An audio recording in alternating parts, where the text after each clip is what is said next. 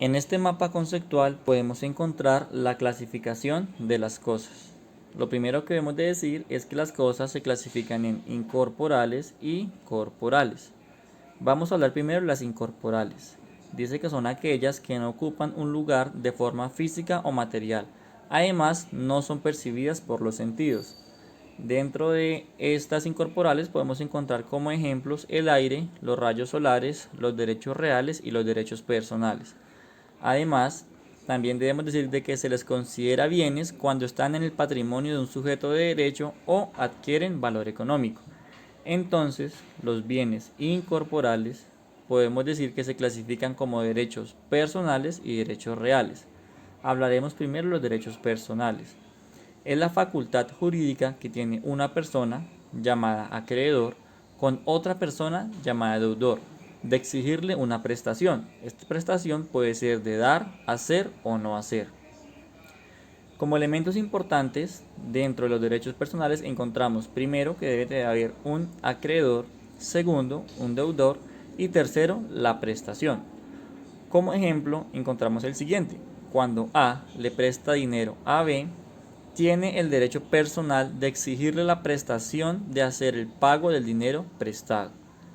Ahora hablaremos de los derechos reales.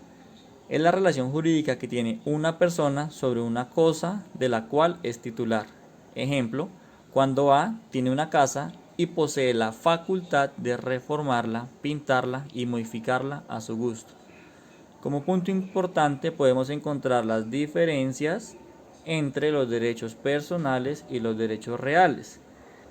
Entonces, en el caso de los derechos personales es un vínculo jurídico con una persona. En los derechos reales, el derecho recae sobre una cosa. En los derechos personales, podemos decir que emanan de las fuentes de las obligaciones. En los reales, emanan de los modos de adquirir el dominio. En los personales se requiere de un título. En los reales se requiere de título y modo. El derecho personal tiene un efecto erga omnes, lo que significa que es obligatorio para todas las personas, que debe cumplirse para todas las personas. Y en el caso de los derechos reales afecta solo a la persona particular específica. Ahora vamos a hablar de las cosas corporales. Son aquellas que ocupan un lugar físico en el espacio y son percibidos por los sentidos. Ejemplo, un árbol, un cuaderno, un lapicero, etc. Las cosas corporales también entonces se les considera bienes cuando están en el patrimonio de un sujeto de derecho o adquieren un valor económico. Entonces los bienes corporales podemos clasificarlos en muebles e inmuebles. Vamos a hablar primero de los muebles. Son aquellos que se pueden mover o trasladar de un lugar a otro. Los muebles los podemos clasificar en muebles por naturaleza, por anticipación y otra clasificación. Vamos a hablar primero de los muebles por naturaleza. Los muebles por naturaleza los podemos dividir en dos: semovientes o inanimados. Los semovientes son los que se mueven por sí mismos. Un ejemplo, los animales: un perro, un gato, un pato. Y los inanimados son los que se mueven por una fuerza externa. Por ejemplo, una piedra que se coge y se tira. Dentro de los muebles por anticipación, podemos decir que son los productos que están adheridos a un inmueble. O sea, ellos son muebles, pero que actualmente están siendo inmuebles. ¿Por qué? Porque están adheridos a ese inmueble, pero que en un futuro serán muebles. Un ejemplo de esto, el más fácil que podemos dar, es el de un fruto. Un fruto que está adherido a un árbol, en ese momento pues cualquiera diría que es un inmueble, pero en realidad aquí podemos entender de que se clasifica como un mueble por anticipación.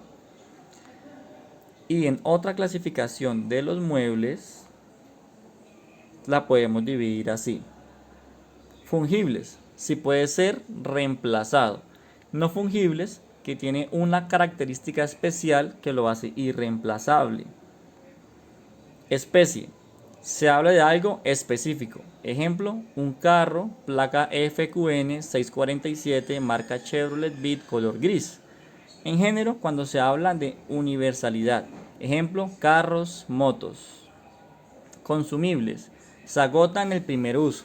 El ejemplo, una pólvora. No consumible, se gasta poco a poco. Ejemplo, los zapatos. Divisible, se divide sin que se pierda su esencia. Ejemplo, separar un lapicero de su tapa. Indivisible, no se puede dividir porque se daña su esencia. Ejemplo, la hipoteca. Principal, puede subsistir por sí mismo. Accesorio, necesita de otra para subsistir. Ejemplo, un espejo dentro de un marco. En este caso el espejo sería el principal y el marco sería el accesorio. Presentes, tiene existencia real al momento del negocio. Ejemplo, una vivienda terminada. Futuro, cuando se compra algo que aún no existe. Ejemplo, vivienda sobre planos. Singulares, cosa reducida a unidad. Ejemplo, un libro. Universales, un conjunto de esas cosas.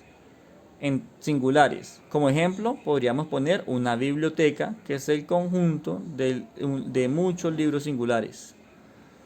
Privadas, bienes que son de una persona particular. Ejemplo, mi casa. Y públicas, bienes del Estado. Ejemplo, edificio de la gobernación. Bienes de dominio público.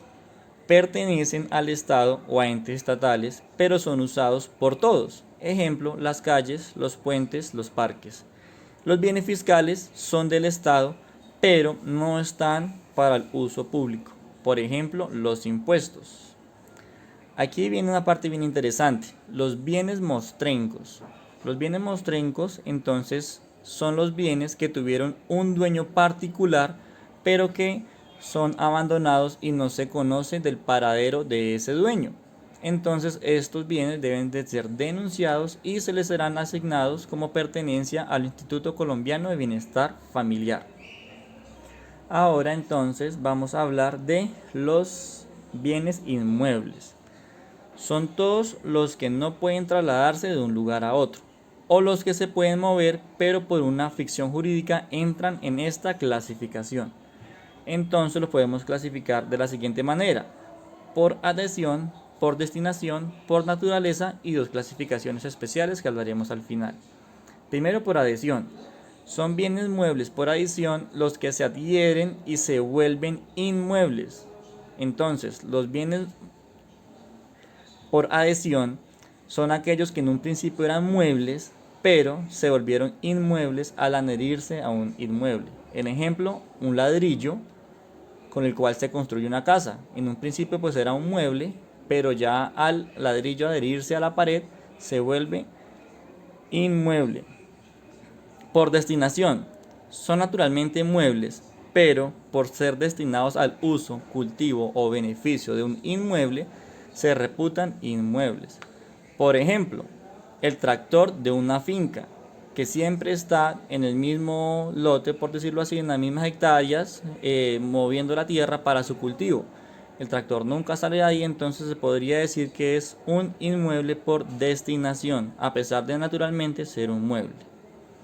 Por naturaleza, están inmóviles en el lugar que la naturaleza les dio, por ejemplo, las minas. Por último, entonces, encontramos estos dos tipos de inmuebles que son los baldíos y los vacantes. Los baldíos siempre han sido del Estado, nunca han tenido otro dueño. Estos bienes baldíos son colonizables. Y los bienes vacantes dice que es el bien que ha tenido dueño, pero no se sabe de él y pertenecen al Fondo Nacional Agropecuario. Hay que tener mucho cuidado porque normalmente se confunden a los vacantes con los bienes mostrencos. ¿Cómo podemos diferenciarlos? Es porque los bienes mostrencos son muebles y los bienes vacantes son inmuebles. De esta manera terminamos el repaso de este mapa conceptual sobre la clasificación de las cosas.